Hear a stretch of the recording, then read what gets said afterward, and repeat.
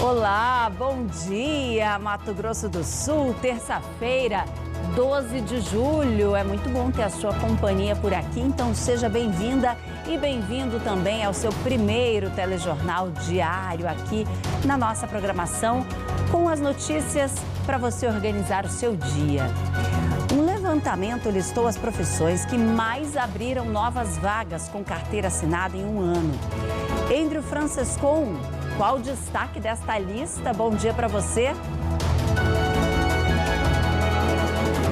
Bom dia, Maureen. Ótima terça-feira para você e para quem está em casa. Quem aparece na primeira posição nesse ranking, que foi divulgado pela federação, é faxineiro. 163 mil novos postos foram ofertados em um ano. Fecham esse top 3, assistente administrativo e também vendedor do comércio varejista. Daqui a pouco eu estou voltando para contar tudo para você e para quem está em casa. Vamos saber da realidade também desse ranking aqui em Mato Grosso do Sul. E a Justiça está em busca de famílias acolhedoras em Dourados. André Barbosa, bom dia.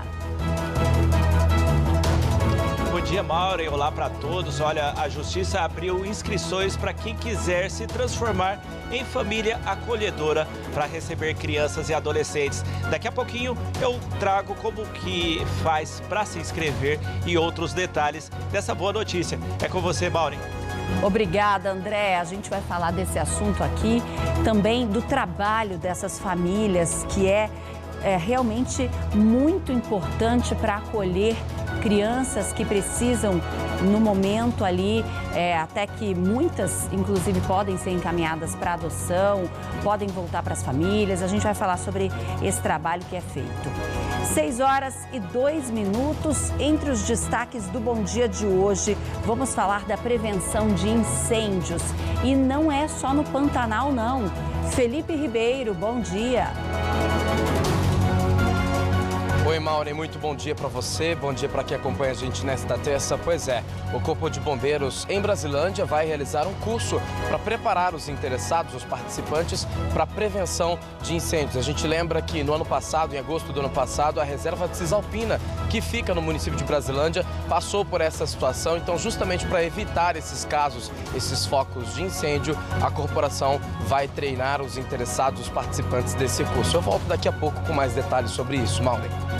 Obrigada por enquanto, Felipe. Em Corumbá, aumentou em quase 30% o número de focos de calor registrados por satélites. Vamos saber quando os brigadistas do IBAMA vão a campo para combater as chamas, principalmente nas áreas mais isoladas. A gente espera uma mudança no tempo para esta semana em Mato Grosso do Sul, principalmente com um pouco de chuva que pode se espalhar aí pelo estado. Em Dourados, choveu há pouco. Chuva rápida aí durante este início do dia, mas olha só como o tempo está bem estável por lá. Bastante vento, muitas nuvens no céu. De ontem para hoje, essa frente fria começou a avançar pelo estado, principalmente ali pela região sul, e a gente espera que a mudança no tempo possa trazer um pouco de chuva para várias regiões. Neste momento, 12 graus em Dourados. As temperaturas ainda sobem ao longo do dia. Em Campo Grande, a gente sente um pouco desse ventinho fresco também. 20 graus agora, algumas nuvens no céu. Vamos saber mais detalhes da previsão para esta terça-feira. Daqui a pouquinho temos imagens ao vivo também de Três Lagoas. Por lá, ó, o dia está mais claro, poucas nuvens no céu de Três Lagoas. E a gente vai trazer a previsão do tempo completa para você que nos acompanha em instantes. O nosso WhatsApp está sempre à sua disposição. Manda como é que está o amanhecer aí na sua cidade. Choveu um pouquinho, pelo menos na madrugada ou não? Conta aqui no nosso WhatsApp, 99804-4400. O seu Bom Dia MS está só começando.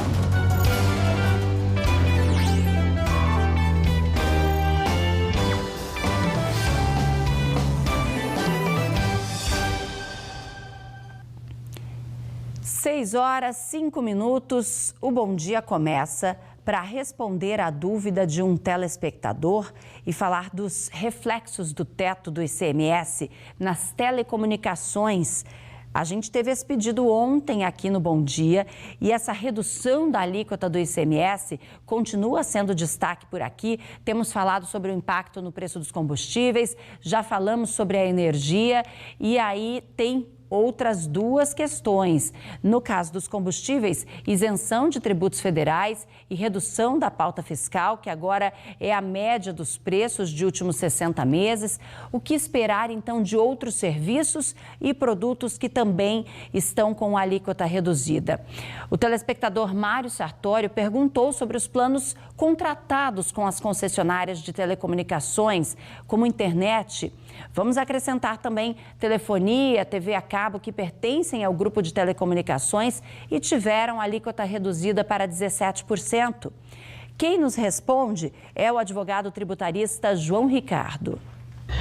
Com a redução do ICMS sobre os serviços de telecomunicações, como, por exemplo, TV por assinatura, internet, telefonia, muitas pessoas têm perguntado se a redução do ICMS já deve ser repassada no preço final do produto nas próximas faturas.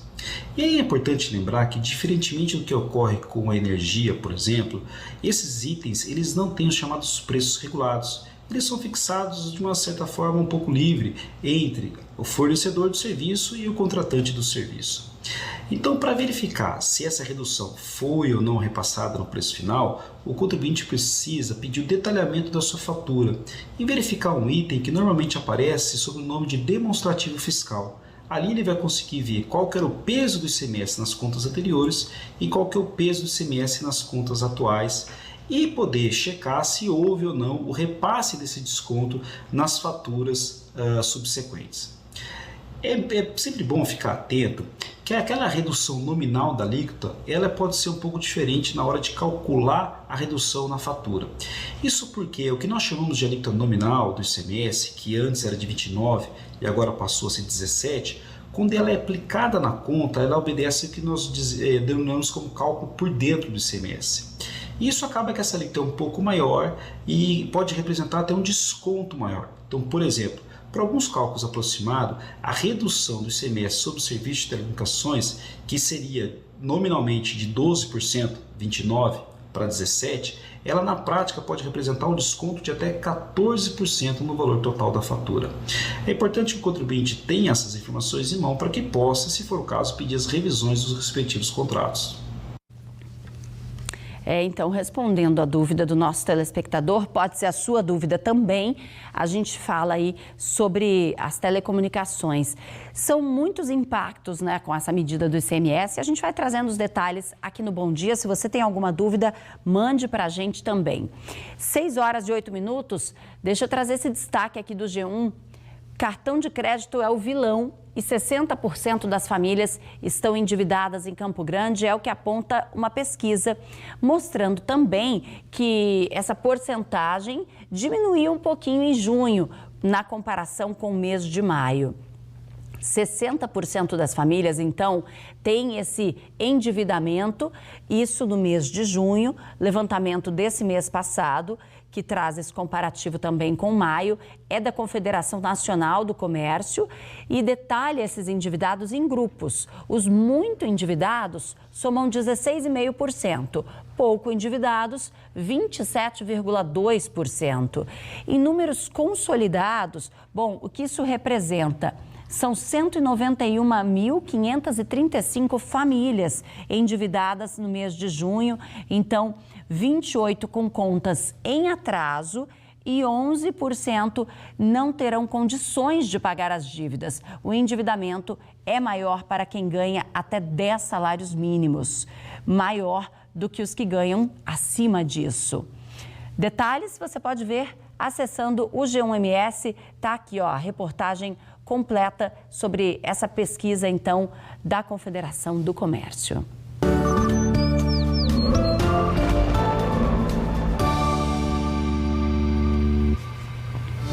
6h10. Imagens ao vivo de Campo Grande, neste momento, 20 graus. O dia começa com algumas nuvens no céu, a área de pressão que estava sobre todo o centro-oeste do Brasil começa a ter uma redução, a perder um pouco de força com a frente fria que avança pelo estado, chegando pela região sul. A gente vê aí, bastante nebulosidade no céu de Campo Grande. A umidade do ar já melhorou, está em 64%. Ontem estava mais baixa. O índice ideal para a nossa saúde é de 60%, segundo a Organização Mundial. E veja, nós temos aí uma condição para que a chuva chegue hoje a Campo Grande. Não é uma grande chuva que tem na previsão, mas ela pode chegar assim, chance de 90%, segundo o Climatempo. Então, a gente torce para que essa chuva realmente venha, para que essa previsão se confirme. Hoje você percebe que a máxima não deve subir tanto, 25 graus. E essa previsão da possibilidade da chuva junto com o sol segue ao longo de todo o dia até a noite aqui na capital. Nos próximos dias, você vai perceber que ainda tem essa condição, mas perceba, o volume de 5 milímetros para amanhã, por exemplo. Então, é uma chuva muito pontual, que pode até ser daquelas que cai em um bairro e no outro não, mas já melhora um pouco a nossa umidade do ar. O índice já está dentro do ideal para a gente. Depois, nós teremos aí para o fim de semana o frio que chega com uma massa de ar polar. Isso para a capital. Temos imagens ao vivo de Dourados, onde choveu há pouco, também uma chuva fraca, e aí tem mais nuvens no céu, um pouco de vento por lá, 12 graus neste momento em Dourados. A região sul tem mais instabilidade mesmo com essa frente fria. E aí para Dourados hoje, gente, a máxima deve chegar aos 20 graus. Tem ainda previsão de chuva pela manhã, mas a chance de chuva mais intensa, inclusive, é bem pequena, tá bom? A umidade do ar é que a gente percebe a melhoria. Em Dourados já chegou aos 65%, ontem estava na casa dos 40%. Então, a gente já consegue respirar um pouco melhor com isso. Temos imagens ao vivo de Três Lagoas também, eu já vou buscar aqui as informações para você. Umidade do ar por lá ainda não melhorou tanto, porque essa frente fria justamente veio pelo sul do estado, chegando um pouco à região central. No leste, tem a possibilidade da chuva para Três Lagoas, mais para a parte da tarde e à noite, quando essa instabilidade se espalha um pouco mais pelo estado. E aí, a máxima hoje é de 29 graus em Três Lagoas, tem 90% de chance dessa chuva chegar à cidade à tarde e à noite, e a gente espera que traga um pouco da melhoria também para a qualidade do ar, não é? Agora nós vamos trazer informações de Ponta Porã, está mais ainda no sul do estado, fronteira com o Paraguai. Por lá não tem registro da chuva tão esperada, mas a temperatura baixou, está em 11 graus. E agora, olha, a gente tem uma expectativa ao longo do dia de Ponta Porã, olha a umidade do ar, 86%. Ao longo do dia, de temperaturas bem amenas, com máxima de 18 graus. Ainda pode chover um pouquinho pela manhã, mas é uma chance reduzida, tá? 20% de chance. Depois, ao longo do dia, segue assim, essa tarde que fica levemente nublada, à noite também, com a temperatura baixando novamente para 13 graus em Ponta Porã. Então, a gente vê essa instabilidade pelo estado avançando um pouco, e aí é um preparativo para o frio que vem para o fim de semana. Na região oeste, Anastácio, Aquidauana e Bodoquena podem ter essas pancadas de chuva, 7 milímetros. É importante destacar que não é um grande volume de chuva, talvez nem todos vejam essa chuva, são volumes muito baixos, mas as temperaturas já ficam um pouco mais amenas, máxima de 25 graus. Para Bela Vista e Bonito fica aquele tempo mais nublado, 20 graus e 21 de máxima. Agora o destaque para a região norte de Mato Grosso do Sul, Alcinópolis, Chapadão do Sul, Costa Rica, ainda tem sol entre nuvens, sem chance de chuva, máximas de 32, 31 graus. para Bandeirantes e Coxim, pode ser que a chuva chegue, pancadas de 8 milímetros. E aí fica aquele dia com sol entre nuvens e essa possibilidade das pancadas de chuva, temperaturas um pouco mais amenas, em máxima de 25 em Bandeirantes e máxima de 27 em Coxim. Temos aí um cenário de mudanças para esta semana e a gente vai trazendo todos os detalhes para você. São 6 horas e 15 minutos, primeiro intervalo do Bom Dia. Vamos ver imagens ao vivo da Avenida Afonso Pena, região central de Campo Grande. Sérgio Saturnino nos mostra o dia começando por lá. Já tem movimentação na região central. Faróis em destaque dos carros, porque o dia está um pouquinho mais nublado e aí a gente precisa ainda mais dessa atenção também no trânsito. Nós já voltamos.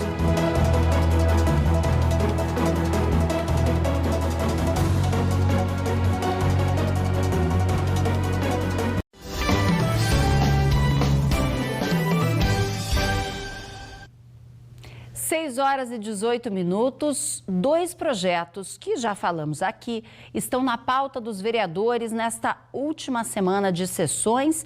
Vamos saber que pé estão esses projetos. Fabiano Arruda, bom dia para você.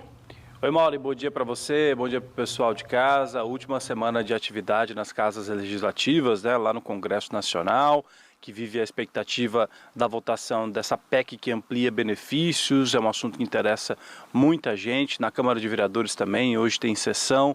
4 projetos devem ser analisados lá na Câmara Municipal. Agora, tem 2 projetos que a gente vem acompanhando de perto em que ainda não tiveram desdobramento. Primeiro, aqui em Campo Grande, aquele projeto aprovado pela Câmara de Vereadores que obriga que hospitais públicos e particulares, consultórios, clínicas a gravarem por um sistema de vídeo monitoramento, transmitirem num sistema de vídeo monitoramento as consultas pediátricas. Esse projeto ainda não foi sancionado pela prefeita de Campo Grande e a gente continua acompanhando uma matéria que veio dividindo opiniões desde a semana passada, principalmente do Conselho Regional de Medicina, da sociedade, do Sindicato dos Médicos aqui do Estado. Agora, na Assembleia Legislativa tem outro projeto polêmico que a gente acompanha que não foi votado ainda, que é aquele projeto que permite a venda de medicamentos em supermercados.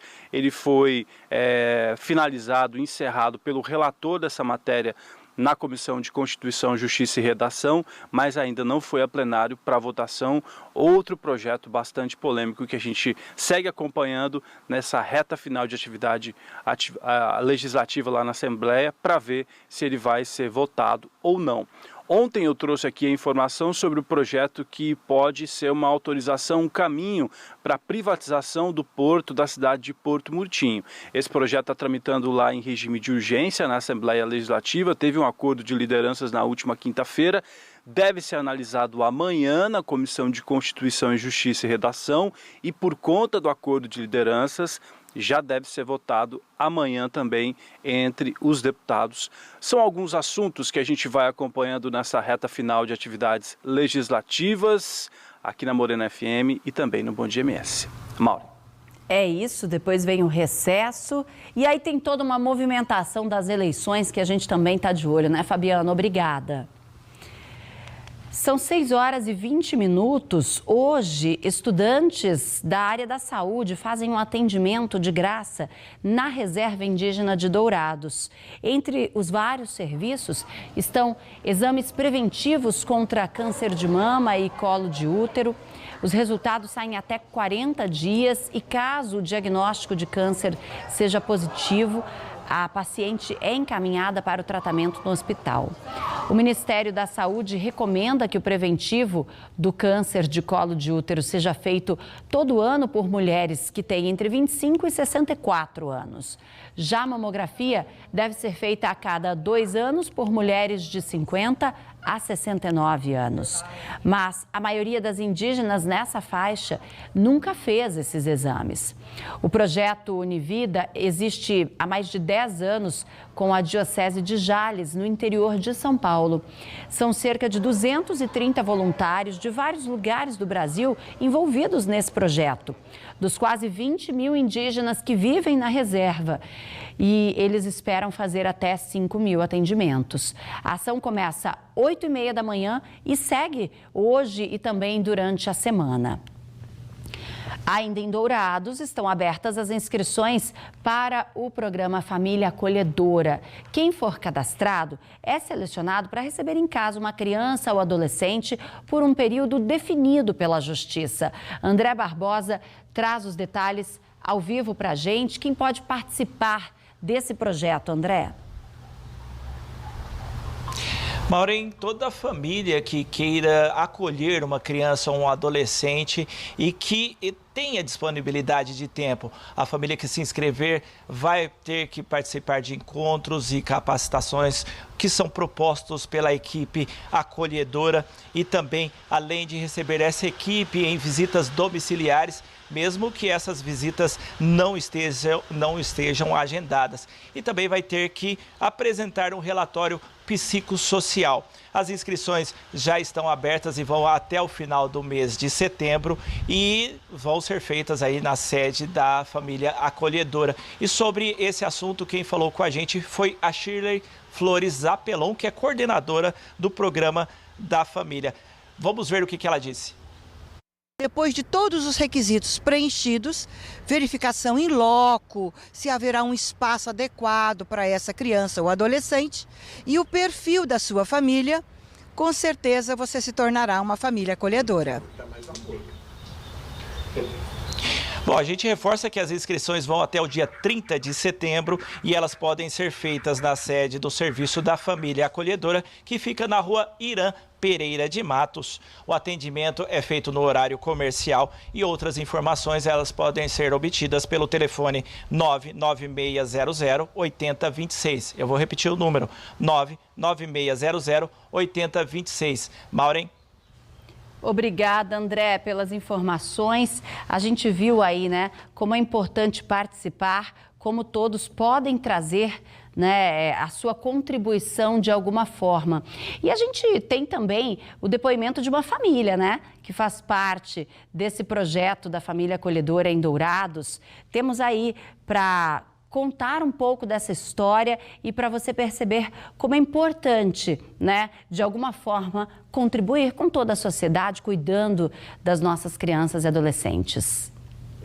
Para mim é um privilégio muito grande poder fazer parte desse trabalho social, poder cuidar, amar e proteger as crianças e adolescentes que foram acolhidos por medida protetiva. Este trabalho é um trabalho muito especial para mim e para toda a minha família. Sem dúvida, é um trabalho muito especial. Parabéns e as inscrições estão abertas. 6h25, notícias do esporte. Campo Grande sediou no fim de semana o Meeting Paralímpico de Atletismo e Natação. Que torneio é esse? A gente vai te explicar. O Meeting é realizado sempre no segundo semestre e tem o objetivo de desenvolver a prática esportiva para as pessoas com deficiência em todas as regiões do país. Além disso, promover disputas de alto rendimento entre atletas estreantes e também da elite do paradesporto. Essa primeira etapa contou com a inscrição de 90 competidores que se enfrentaram na pista do Parque Ayrton Senna e na piscina da Funlec. Esta é a segunda temporada da competição, promovida e organizada pelo Comitê Paralímpico Brasileiro. Agora, o meeting chegará a Macapá, no Amapá, em agosto, também com provas no atletismo e natação. Parabéns a todos os participantes, o esporte em destaque sempre. Mais uma pausa por aqui, temos imagens ao vivo de Dourados. Por lá choveu um pouquinho nesta manhã, o dia começa com temperaturas amenas, bem nublado, com um certo vento por lá também, 12 graus. Os termômetros baixaram bastante também em Ponta Porã, por lá 11 graus. é uma frente fria que traz mudanças para Mato Grosso do Sul e nos prepara para o frio mais intenso que está previsto mesmo para o final da semana. A gente já volta com outras notícias para você.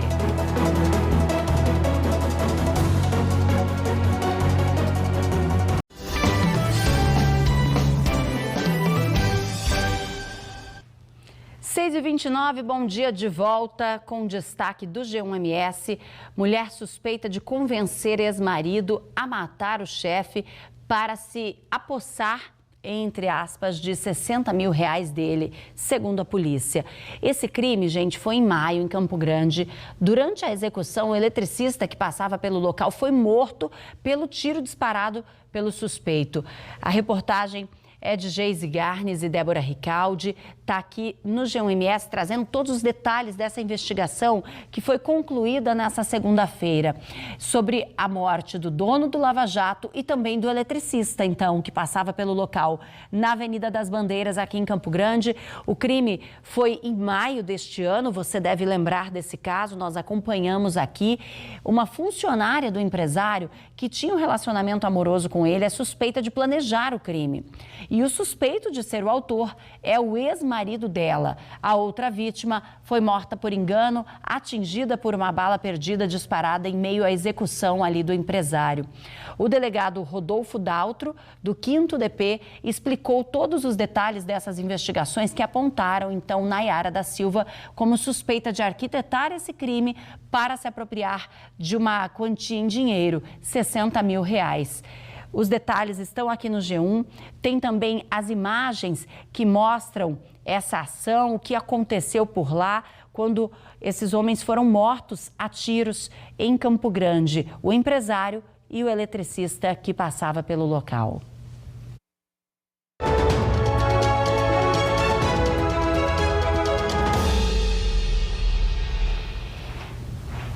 Era para ter sido votada na sessão de quinta-feira da semana passada, mas por decisão do presidente da Câmara, deputado federal Arthur Lira, a proposta de emenda à Constituição que cria o estado de emergência para que o governo amplie os benefícios fiscais foi retirada da pauta e pode ser votada em plenário hoje.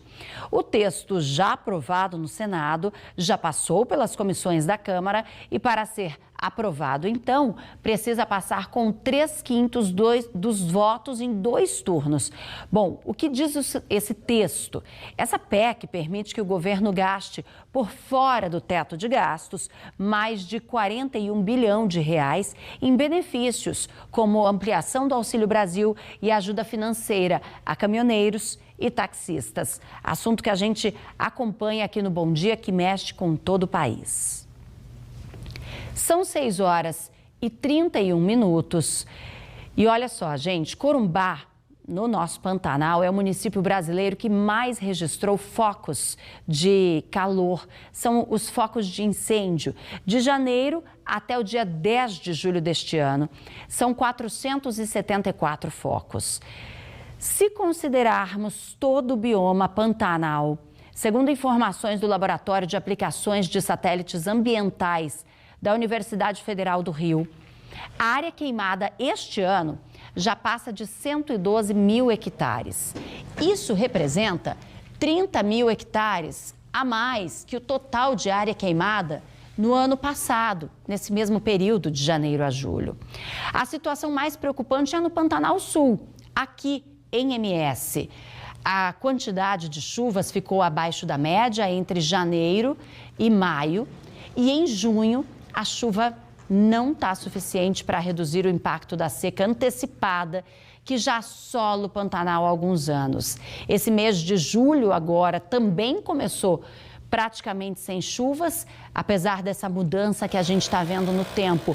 Chuva mesmo ainda não chegou com força ao estado e essa falta de chuva reflete diretamente no número das queimadas. No estado, são registrados de janeiro a 10 de julho 2.849 focos de incêndio, número bem maior do que no Pantanal, em Mato Grosso, 335 até domingo. Esses últimos dados que eu citei são do INPE, o Instituto Nacional de Pesquisas Espaciais. E o Márcio Ferreira-Iuli, que é superintendente do IBAMA no estado, está ao vivo com a gente aqui pela internet para a gente conversar um pouco sobre o trabalho que é tão essencial nesse momento. São 7 focos em maio, 88 em junho e julho, até o dia 10, né? A gente já tem mais de 80 focos em Corumbá, uma crescente que a gente vê aí, Iuli. Como vocês avaliam esse crescimento e esse momento também? Bom dia.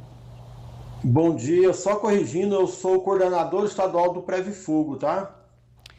Isso, bem, ligado ao IBAMA, né, Iuli? Tá certo, obrigada. Isso, coordenador estadual do Previfogo do IBAMA. Ainda não é preocupante os dados de focos de calor, porém, né, tanto o Corpo de Bombeiros como as brigadas do Previfogo do IBAMA já estão mobilizadas. O nosso contrato é contrato temporário por 6 meses. A gente já contratou agora no começo do mês de julho. Esse mês a gente usa muito mais para preparação para o combate, né? Os piores meses onde há a maior incidência de incêndio florestal no nosso estado e principalmente no bioma Pantanal são os meses de agosto e o mês de setembro. Até um dado interessante, né, e preocupante, até 2010, o pior mês onde havia a maior quantidade de incêndios florestais era o mês de agosto, e a partir do ano 2010, esse pior mês migrou para o mês de setembro, né? Então, e não que agosto tenha melhorado, é que setembro intensificou a quantidade de incêndios florestais em nosso estado. Também a gente tem observado que as chuvas que começavam na segunda quinzena do mês de setembro, ela tem se prorrogado por um período maior, né? Alguns meses começam somente no mês de outubro, e no ano 2020, que foi o ano mais crítico para o bioma, as chuvas só começaram a ser mais regularizadas a partir do mês de novembro.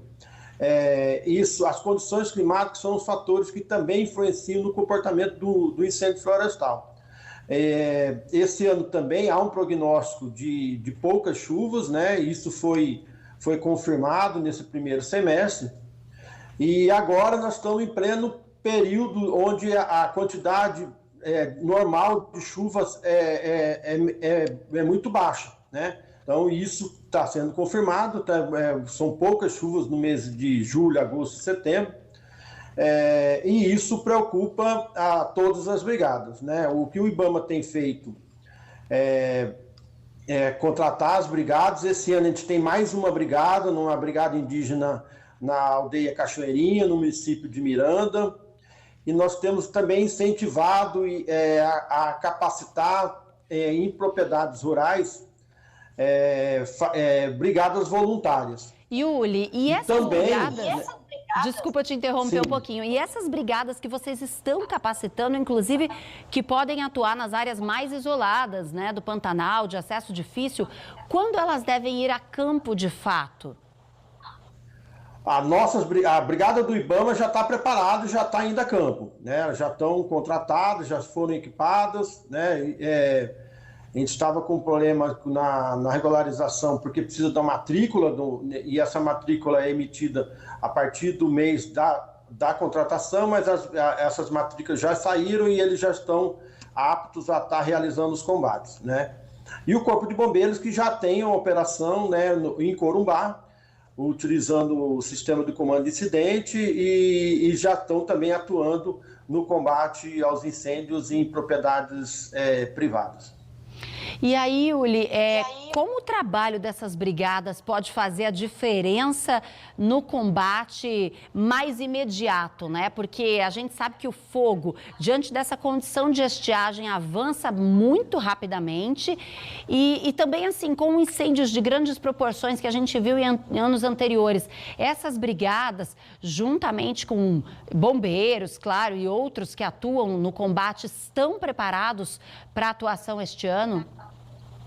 As brigadas estão preparadas, as brigadas do IBAMA estão preparadas, o Corpo de Bombeiros já está com contingente em campo, E as brigadas voluntárias também, com o apoio de algumas ONGs, elas foram equipadas. Então, elas não foram só capacitadas, elas estão equipadas e estão aptas a estar realizando o combate nas suas áreas de atuação, né? Estão diminuindo o tempo de resposta. Não há necessidade de deslocamento num incêndio pequeno, sendo que se essa propriedade tem brigadistas voluntários, né? Então, eles se organizam e realizam o combate.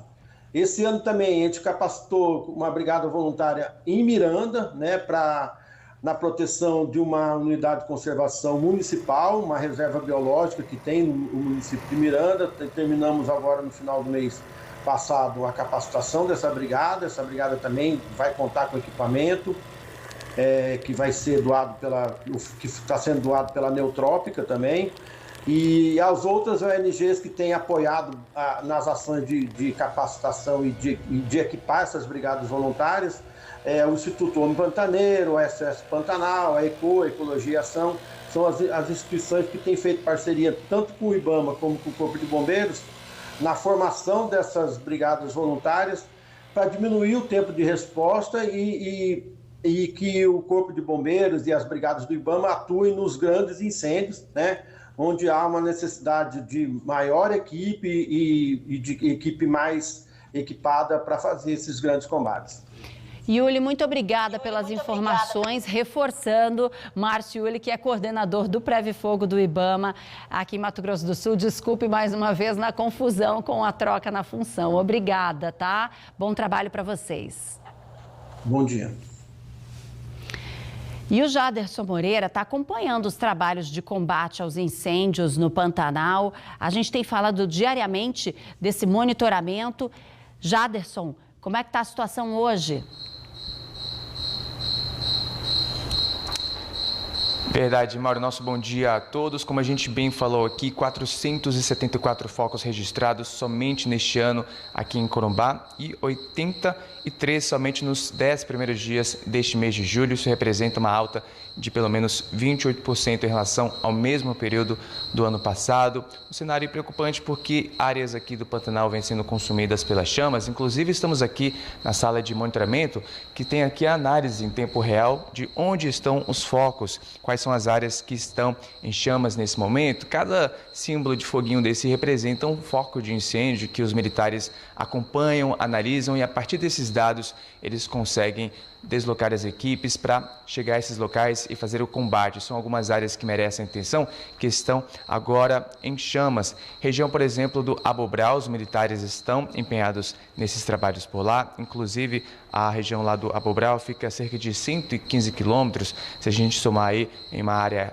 reta, né, linha reta, mais de 5 quilômetros fica aqui da área urbana. Tem também a região do Porto Murtinho, que também fica mais de 200 quilômetros por aqui. Lá também cerca de 20 militares estão empenhados nos trabalhos contra o incêndio e uma área aproximada de 8.000 hectares já foi queimada por lá. Então os militares estão empenhados nesses trabalhos e com certeza há muitos desafios para esse trabalho.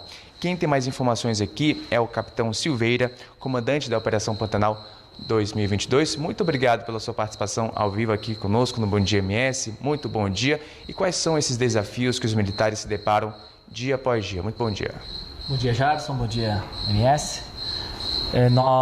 A principal dificuldade do combate no Pantanal são os acessos. As estradas são difíceis, estradas pantaneiras, e nossas viaturas sofrem bastante para chegar até o local com a equipe, com os equipamentos necessários. Então, é uma das principais barreiras que nós temos, são o acesso. A questão climática, como é que ela também influi nesses trabalhos? A gente percebe também que há muitas rajadas de vento e isso ajuda a alastrar as chamas. Como é que vocês vêm encarando essa questão também do tempo, né? Da questão do clima, a questão dos ventos também, que a gente vem acompanhando muitas rajadas de vento? A questão climática também, ela atrapalha bastante, né? Tanto se nós tivéssemos um clima úmido ou chuvoso, estaria com certeza evitando esses focos, mas os ventos em alta velocidade, igual nós estamos hoje, né, vento com grande velocidade, com maior velocidade, atrapalha bastante, ajuda a propagar o fogo, mas mesmo assim nós estamos preparados para combater mesmo nessa situação. E como é que a análise em tempo real dessas imagens aqui de satélite ajudam nesse trabalho de combate? Vocês conseguem saber exatamente os pontos que estão em chamas? Como é que vocês utilizam dessa tecnologia, dessa informação para poder otimizar os trabalhos? Quando nós temos a localização do foco através do satélite, a gente direciona as equipes para o local. A gente consegue visualizar os acessos mais fáceis, mais favoráveis. Nós conseguimos detectar os pontos de apoio, em quais sedes e fazendas a gente vai ficar, ou aonde a gente vai estabelecer uma equipe para monitorar e para combater.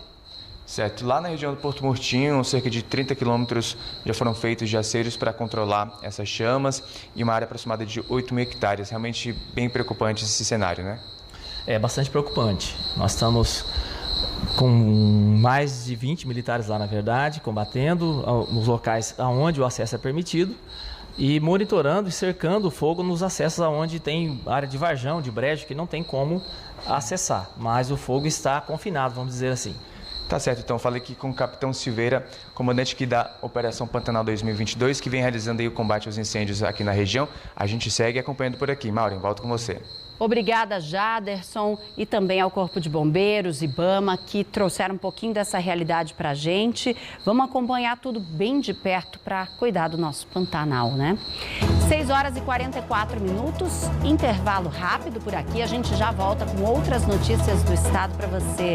Temos imagens da movimentação na 163. O tráfego está bem tranquilo aqui no entorno de Campo Grande. Essa é uma das câmeras da CCR que faz um monitoramento na rodovia em todo o estado. A gente já volta.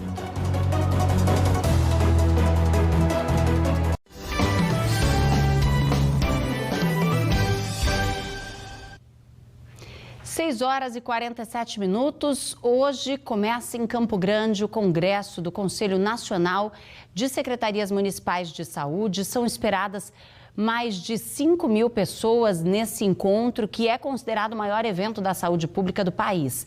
Reúne gestores e profissionais do SUS de todos os estados. Ontem conversamos sobre o assunto com o secretário de Saúde de Campo Grande. Hoje, Maria Angélica Benetasso, que é presidente do Conselho de Secretários Municipais de Saúde de Mato Grosso do Sul, está ao vivo aqui no Bom Dia para falar um pouco desse encontro que vai até o dia 15. E o que você destaca, Maria Angélica, como essa experiência aí que pode servir, inclusive, para outros estados do que já tem sido vivenciado em Mato Grosso do Sul e dessa troca de informações tão importantes entre os gestores? Bom dia. Esse evento foi um evento que deveria ter acontecido há 3 anos atrás, em decorrência da pandemia. Infelizmente, ele foi suspenso. Estamos aqui nesse ano com um recorde de público, são quase 6 mil inscritos antecipadamente. Nós estamos recebendo gestores de todo o país. E nesse momento também vai ser apresentado mais de 300 experiências de todos os estados que chama Mostra Brasil Aqui Tem SUS. E nesse momento o nosso estado foi selecionado com 5 trabalhos que vai levar as nossas experiências, o nosso trabalho, como a gente leva o SUS para nossas diversas populações, que Mato Grosso do Sul, assim como o Brasil, tem uma diversidade muito grande de população, para que outros estados conheçam a dinâmica, o que a gente faz para que a gente consiga levar o atendimento na ponta. Então, nós temos várias experiências relacionadas à saúde indígena, saúde mental, dificuldade das crianças pós-pandemias na aprendizagem, na fala, dificuldades na gestão. Então, nós estamos com esses temas para contribuir com o conhecimento, com a dinâmica de todo o evento que vai acontecer durante essa semana aqui em Campo Grande. Poucos países do mundo têm um sistema como o SUS, que tem, obviamente, muitas reclamações, a gente acompanha aqui diariamente de quem usa a saúde pública, mas traz o atendimento para a população como um todo. Essa é a ideia, a intenção, para que toda a população tenha acesso à saúde. Como é que o COSEMES avalia hoje o que precisa ser melhorado no SUS como um todo, na estrutura mesmo, quando a gente fala do Sistema Único? O SUS é um grande sistema, na verdade, né? Ele absorve grande parte da demanda das necessidades de saúde do nosso país. Somos grande modelo em vários países, em várias áreas. E nesse evento, inclusive, é um momento para a gente discutir a situação das regionalizações, que no nosso entendimento vem de encontro com as nossas necessidades. A gente precisa descentralizar os serviços para que a gente possa ampliar a oferta, levar o serviço cada vez mais perto do cidadão, entender a necessidade mais de perto faz com que a gente consiga desenrolar os serviços.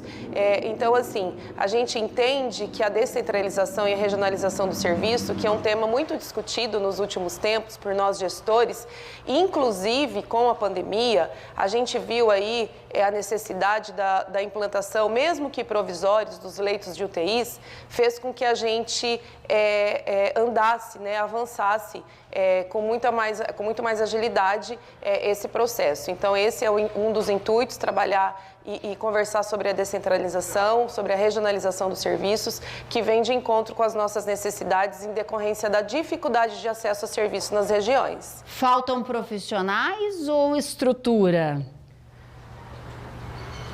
Na verdade, depende. O nosso estado e o Brasil é um estado e um país muito diverso. Em algumas regiões nós temos profissionais, em algumas regiões nós temos estruturas. Mas, na verdade, o que falta é o entendimento da necessidade de cada local. Nós precisamos entender a necessidade, porque são diversas e diferentes. Cada região precisa da implantação de um serviço de forma diferenciada para a gente entender o que a gente tem de demanda e o que a gente tem de oferta de profissionais no mercado. Trabalhando, organizando, planejando, em conjunto com todas as esferas, com certeza a gente consegue organizar o serviço de forma que o cidadão encontre ele lá na ponta. Muito obrigada pela entrevista. Bom encontro para vocês com esse debate tão importante sobre a saúde pública, então, começando hoje em Campo Grande. Bom dia. Bom dia, obrigada. 6h52, a gente tem falado aqui de tantos preços variados e não é novidade que o leite está com preço nas alturas, né? Quem vai ao mercado sabe bem disso. Mas o que tem provocado o aumento? Diego Queiroz e Maxandro Martins explicam. Historicamente conhecido por ser muito consumido, hoje o leite leva fama pelo preço alto. A gente vem no mercado e assusta com os preços. Agora é o leite. E para o consumidor, resta escolher entre levar assim mesmo ou deixar para uma próxima. Não tem como. Não tem nada que substitua. Menos quantidade, usar menos, com certeza. Quem vai ao supermercado conhece bem essa realidade. Mas o que muita gente deve estar se perguntando é por que o leite anda tão caro. O preço do leite que a gente vê nas gôndolas do mercado, ele é uma composição de vários custos. Não só é o custo da matéria-prima. Mas, por parte do setor produtivo, esse aumento no preço ele é decorrente de uma diminuição da oferta. Essa diminuição na oferta ela ocorre naturalmente durante esse período, que é o período da entre-safra, que a gente tem uma menor disponibilidade de pastagem e, consequentemente, uma menor produção de leite. Segundo o Sindicato das Indústrias de Laticínios de Mato Grosso do Sul, a queda na produção do leite ajuda a explicar o aumento no preço. Segundo o IBGE, de 2010 a 2020, a produção no estado caiu 42%, enquanto que no país aumentou 15%. No primeiro trimestre deste ano, houve queda de produtividade tanto no Brasil quanto em Mato Grosso do Sul. Só que no país foi de 10%, no estado 15%.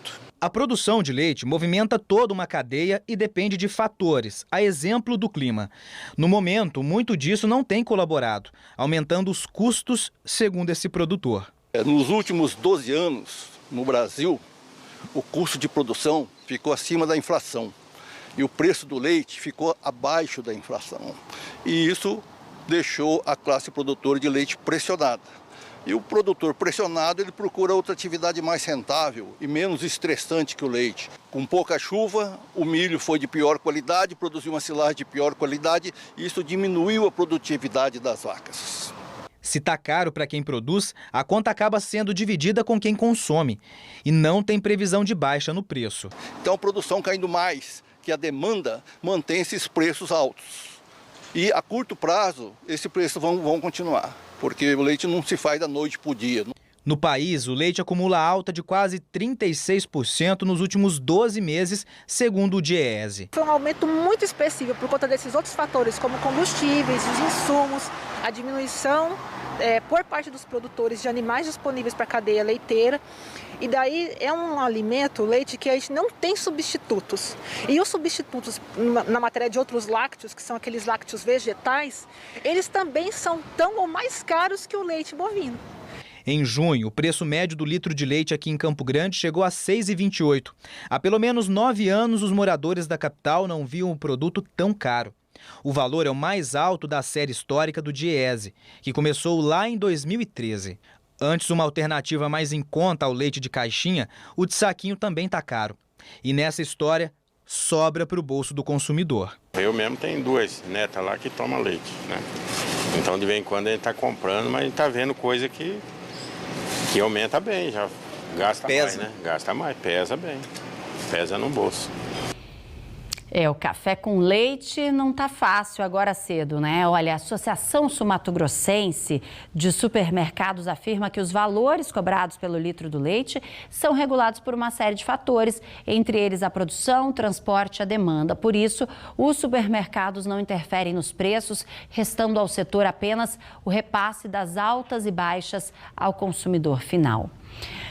Agora, as exportações de carne bovina em Mato Grosso do Sul saltaram 47% neste primeiro semestre. Andrew Francescon. Oi, Maureen, exatamente isso. As exportações de carne bovina estão crescendo e, conforme dados da Secretaria de Comércio Exterior, a SECEX, e divulgadas por uma carta de conjuntura pela Semagro, esse valor chegou aí aos 47%. Em volume, o aumento nas exportações da carne bovina cresceu 24,7%, totalizando 129.131 toneladas no primeiro semestre de 2022, sendo que no mesmo período do ano passado, foram processadas pelos frigoríficos 103.540 toneladas de carne bovina.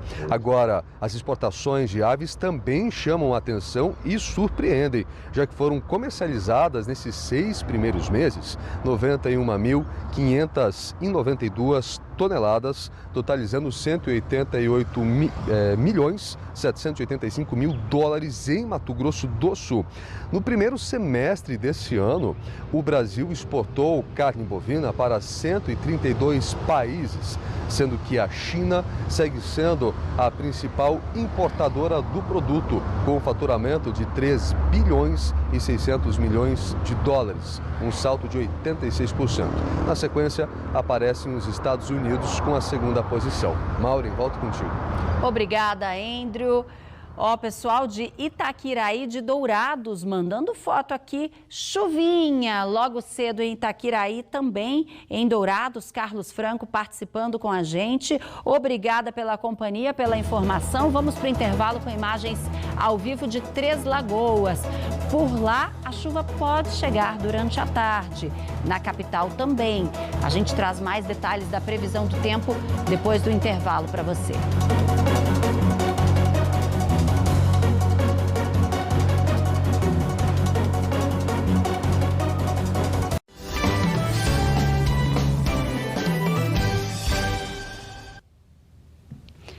Você que mora no sul ou no leste do estado, fica agora com as notícias aí da sua região. Obrigada pela companhia e até amanhã. Estamos numa época de tempo seco, né? A estiagem, gente, dura entre 22 e 40 dias sem chuvas no estado, isso dependendo de cada região. E a preocupação com os incêndios aumenta nesse período. Então, em Brasilândia, o Corpo de Bombeiros vai fazer um curso para preparar pessoas que podem ajudar no combate ao fogo. Felipe Ribeiro traz mais detalhes para a gente. São voluntários, né, Felipe? É isso mesmo, Maureen. Pode participar, né, voluntários e todo mundo que se interessar por esse curso. Ele vai ser realizado amanhã lá em Brasilândia, município aqui do leste do estado. como um meio de prevenção a incêndios.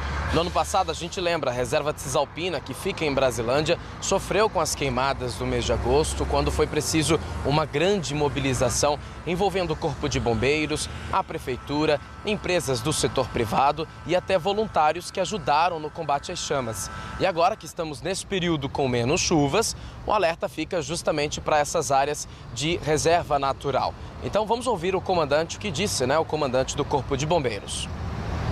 Nossa corporação, em parceria com a Prefeitura Municipal de Brasilândia, estaremos formando uma brigada de incêndio com o objetivo de atender ocorrências de incêndios florestais na região de Brasilândia.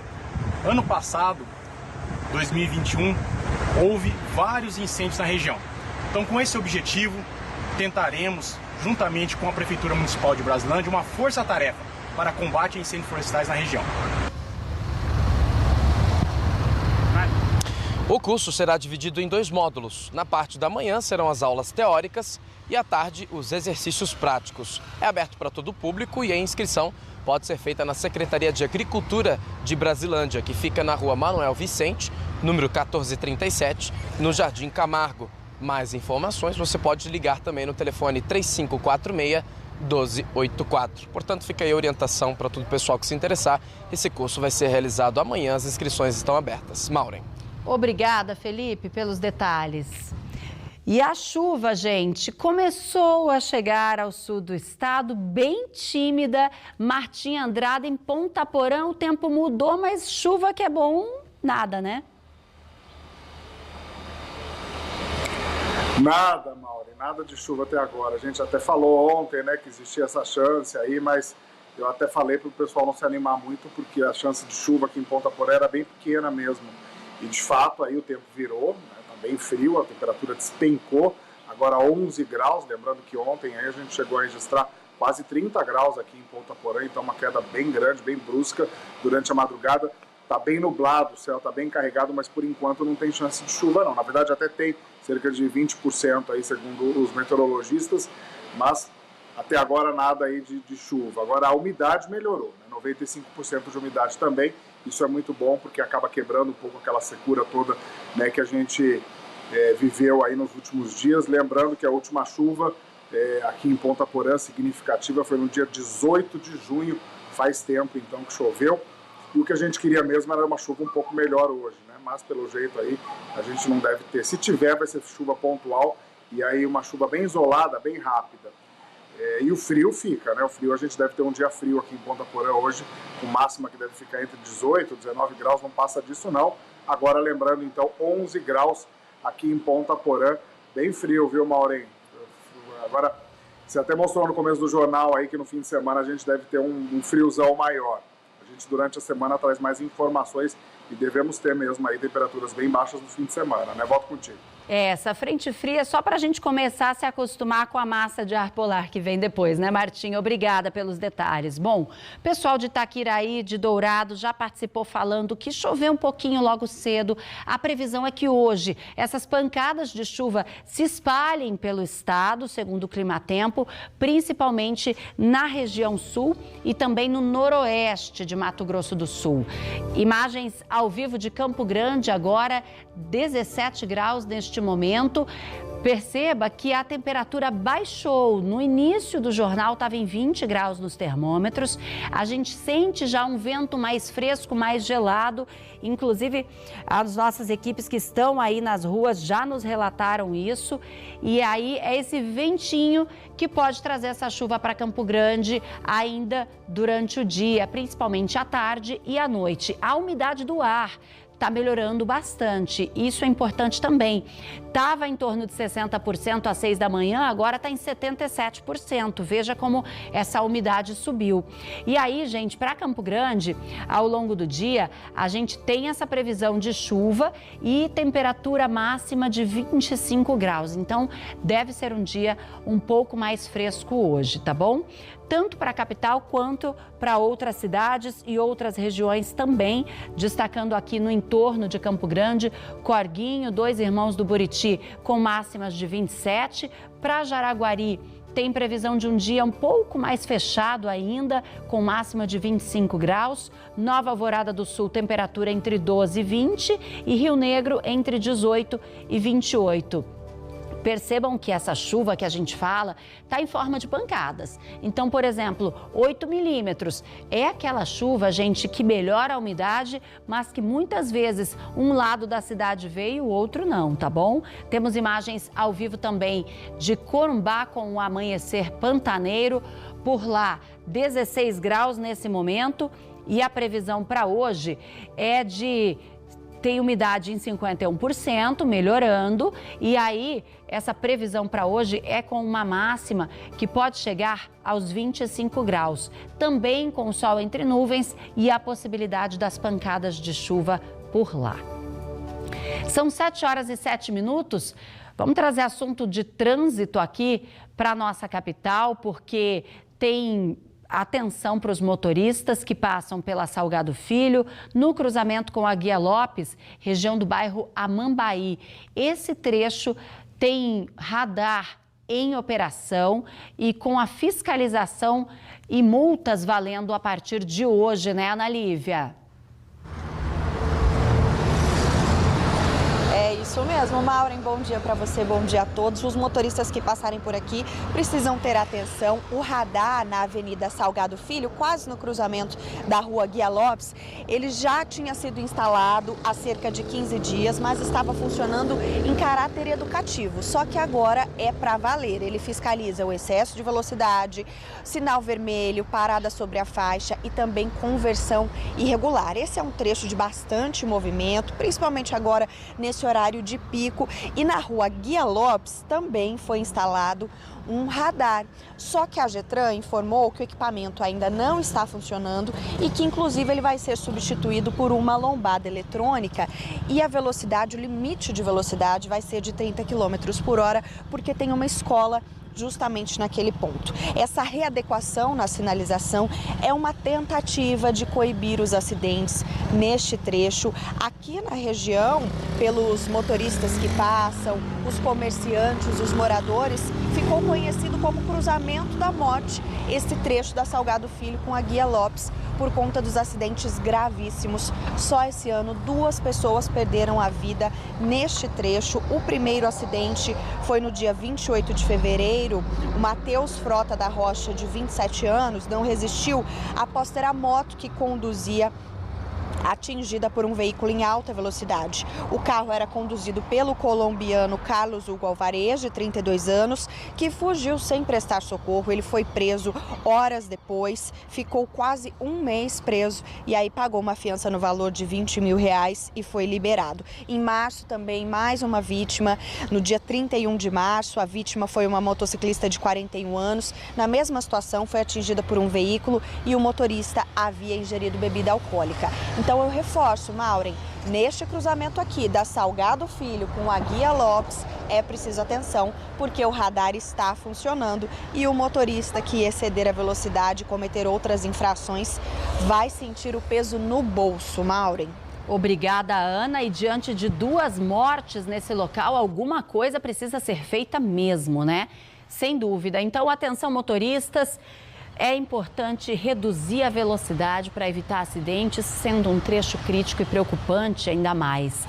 São 7 horas e 10 minutos. A gente tem falado bastante aqui das interdições na Rui Barbosa, que passa pelo projeto de revitalização também em Campo Grande. Fábio Rodrigues hoje nos leva de carona aí com a nossa Motolink, percorrendo esses trechos. A gente saiu da Avenida Zarã, então do cruzamento da Rui Barbosa com a Avenida Zarã. Estamos percorrendo essa rua em direção ao centro da cidade. Olha, saímos às 7h10, você está vendo aí, né? Já vários pontos de interdição. Em alguns locais, inclusive, onde as obras foram feitas, a sinalização ainda não está marcada na via, então é importante ter atenção redobrada, muito cuidado. Fábio segue aí com a nossa Motolink, nosso repórter cinematográfico, nos mostrando um pouco desse trecho que é caminho de tanta gente no início do dia aqui na nossa capital. Fábio vai com calma, vai tranquilo, na velocidade da via, com a nossa Motolink, e a gente vai acompanhar esse trajeto dele para monitorar quanto tempo ele leva para chegar até a Avenida Mato Grosso, centrão de Campo Grande, tá bom? Você tá vendo aí, ó, seguindo em direção à região central. A gente já volta para acompanhar um pouco mais esse trajeto, ó. Mais uma obra por ali, gente. Então, é importante ter bastante cuidado para quem usa a Rui Barbosa, tá bom? Enquanto isso, eu quero mostrar também a movimentação em outro ponto de Campo Grande, Rua Ceará, na esquina com a Avenida Mato Grosso. Temos aqui, ó, essa é a câmera da CDL, o Projeto Cidadão Integrado, que tem várias câmeras de monitoramento com o comércio de Campo Grande. Você está vendo aí, ó, a movimentação agora com o semáforo aberto para quem está passando pela Avenida Mato Grosso. O movimento começa a ficar mais intenso em Campo Grande depois das 7 da manhã, apesar das férias escolares, né? É o horário de muita gente na ida para o trabalho mesmo. Voltando agora para a Rui Barbosa, vamos ver onde é que o Fábio está? Fábio nos mostrando agora, ó, tá parado ali em um semáforo, em um dos cruzamentos, aguardando o momento para seguir esse trajeto.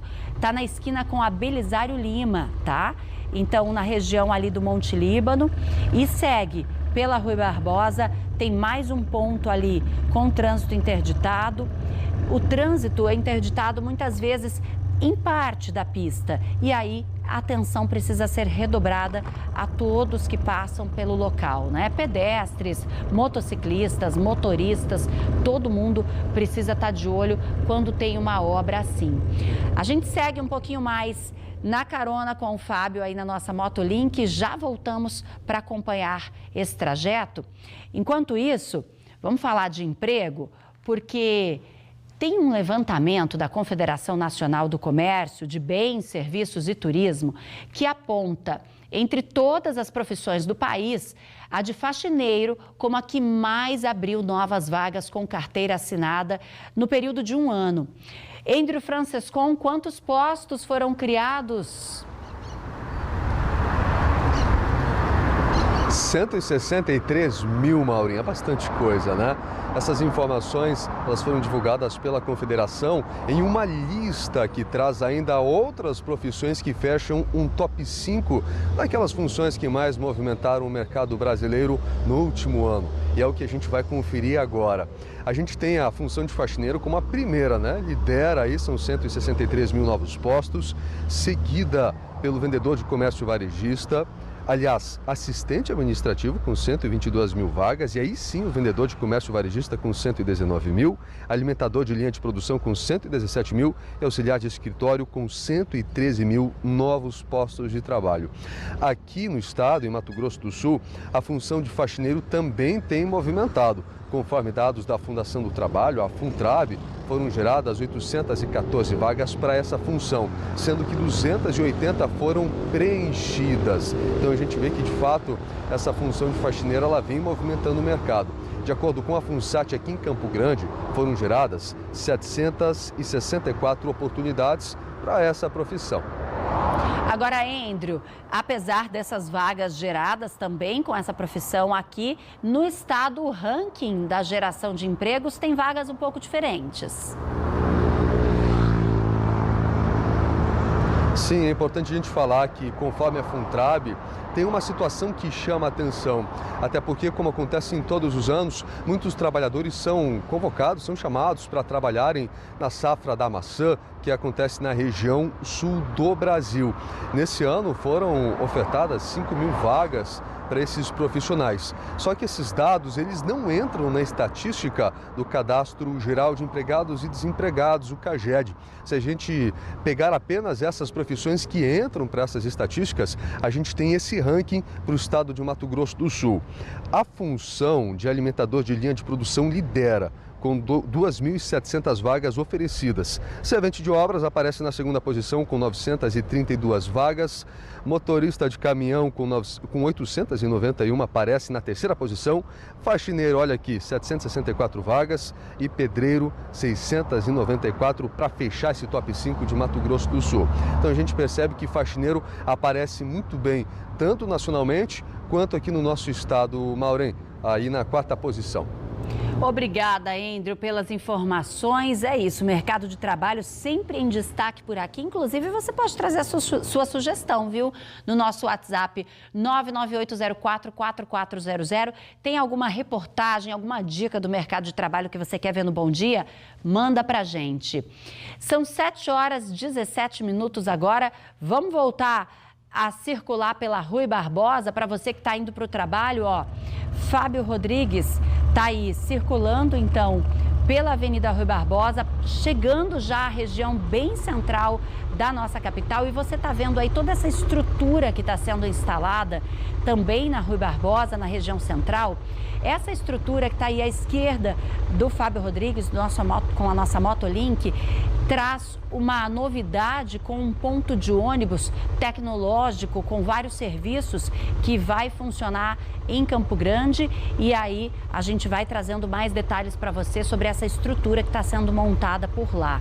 Nesse momento, então, Fábio está ali parado em um dos cruzamentos da região central, está na Rui Barbosa com a Cândido Mariano, a poucas quadras da Avenida Mato Grosso. Você percebe que mesmo com todas as interdições, olha, esse trajeto está levando em torno de 10 minutos. Na velocidade da via, saindo da Avenida Zaran, chegando até a Avenida Mato Grosso, ó. Passando agora semáforo verde ali, passagem liberada na Rui Barbosa com a Maracaju, seguindo então em direção à Avenida Mato Grosso. Olha, em torno de 10 minutos nesse trajeto, de 7h10 até 7h20 da manhã, a gente chega à Avenida Mato Grosso, da Zaran até a Mato Grosso, circulando pela Rui Barbosa, mas com esse alerta bem importante a todos que usam essa via. Muitas interdições, muitos trechos em obras, então atenção de todos. Obrigada, Fábio, por nos levar de carona aí nesse percurso pela Rui Barbosa, hoje ao vivo aqui no Bom Dia. Assunto agora é sobre o microempreendedor individual. O prazo para quem é MEI fazer a declaração do faturamento terminou, gente, no fim de junho. Aí quem não fez precisa regularizar o quanto antes, porque além de multa, pode ter aí um impedimento no trabalho. Aqui no estado, segundo a Receita Federal, são mais de 90 mil MEIs que não entregaram a declaração. Célia vende lingeries há 5 anos e conta que não perde o período da declaração de faturamento. Semanas antes do prazo final, começa a separar as informações. Bem antes, já fui fazendo para não ficar por último. Senão não dá tempo, aí fica aquela correria, né? Essa preocupação de Célia tem fundamento. É que aqueles que não declaram as informações dentro do prazo podem sofrer sanções e, em casos mais graves, podem até ficar com o CNPJ irregular. A primeira delas é a multa pela falta de entrega, que é de R$50, né? Essa multa por não ter entregue. Ele não consegue fazer os pagamentos mensais e esses pagamentos mensais também sofrerão multas e juros pelo atraso, porque eles vencem mensalmente, né? E isso pode virar uma bola de neve. Os juros sobre a multa variam de 1% a 20%. Mas mesmo depois do prazo, a Receita dá uma segunda chance para declarar e o valor pode cair pela metade. E se ele extrapolar o vencimento do pagamento dessa multa, ele pode sofrer penalidades de multa sobre o valor de 1% a 20% e mais 1% de juros ao mês de atraso. E para Célia, estar regular com a Receita só traz vantagens. Isso ajuda muito em questão de financiamento, eu posso fazer compras no boleto, eu tenho 30 dias para poder pagar, então com isso, você fazendo certo não tem como dar errado. E aí, gente, para se regularizar agora, é preciso ir até o portal do microempreendedor e fazer ali todos os procedimentos, tá bom? Nesse portal do microempreendedor tem todo o passo a passo para que você possa colocar essa declaração em dia. 7h21. Hoje é mais um dia de mobilização para a doação de sangue, também para o cadastro de doadores de medula em Corumbá e Ladário. Jaderson Moreira está de volta com essas informações. Mobilização que começa daqui a pouquinho.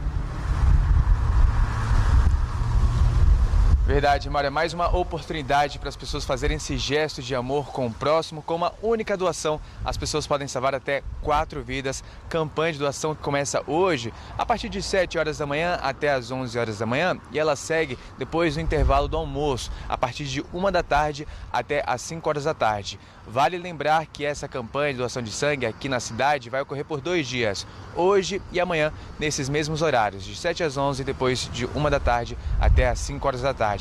As pessoas devem respeitar alguns critérios para fazer essas doações.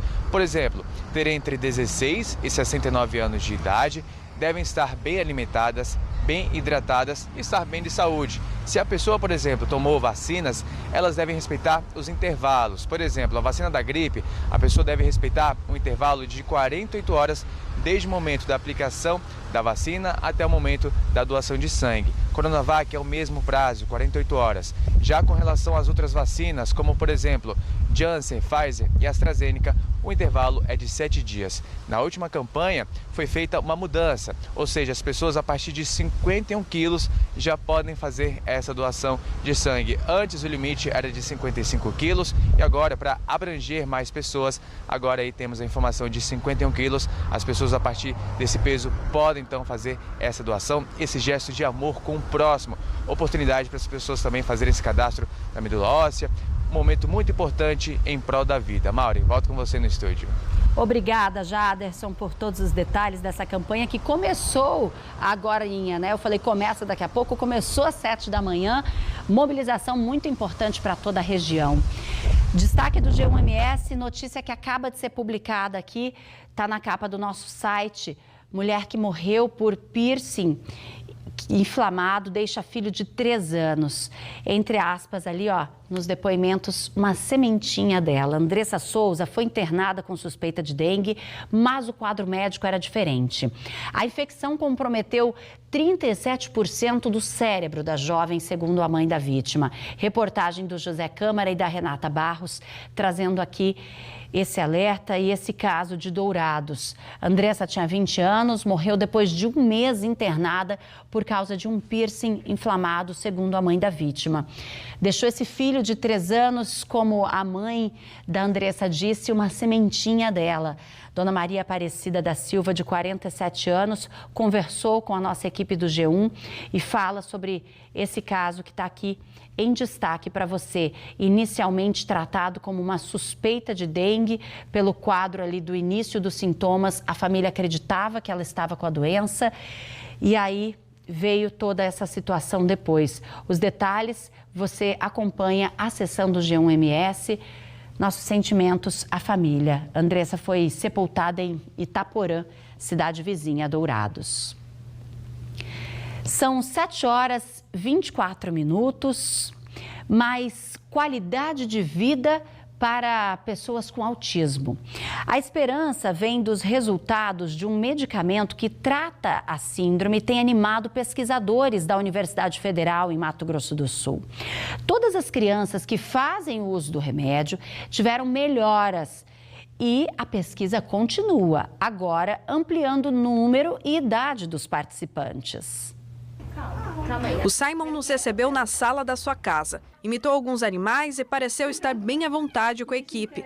Mas quem o vê assim, interagindo com quem acabou de conhecer, não imagina como era há 4 anos. Depois dos 2 anos ele começou a perder o contato visual. Meu filho parou de sorrir, parou de falar, não aguentava barulho, não socializava. Meu filho, era complicado sair com ele, tinha que comunicar tudo que ia acontecer. Porque caso não tivesse ali na rotina dele, tudo que já tinha passado para ele chorava, ele entrava em crise. A mudança no comportamento de Simon só foi possível graças a uma pesquisa que a Cristiane conheceu lá em 2018. O Simon voltou com contato visual, a estereotipia parou, porque ele tinha estereotipia de mão quando estava ansioso, o balançar, o girar, né? Ele enfileirava, empilhava tudo. Isso aí ele foi perdendo, foi parando, ele foi conversando. Ele começou a ser mais receptivo com as pessoas.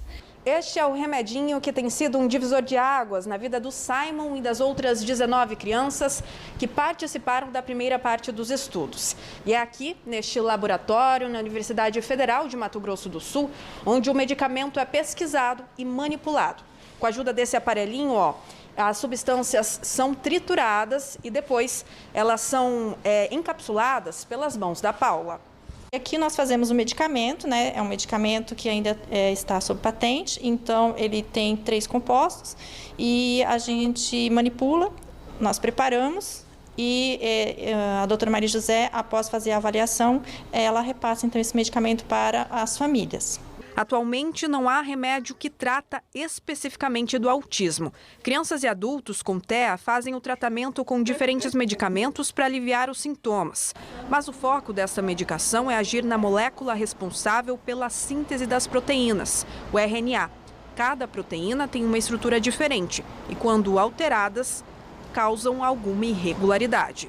No primeiro estudo, que foi da orientação do doutorado, o que nós percebemos? Todos os genes inflamatórios nos pacientes do grupo placebo permaneceram alterados, bem elevados. E no grupo medicamento, todos os pacientes melhoraram ou normalizaram os genes inflamatórios.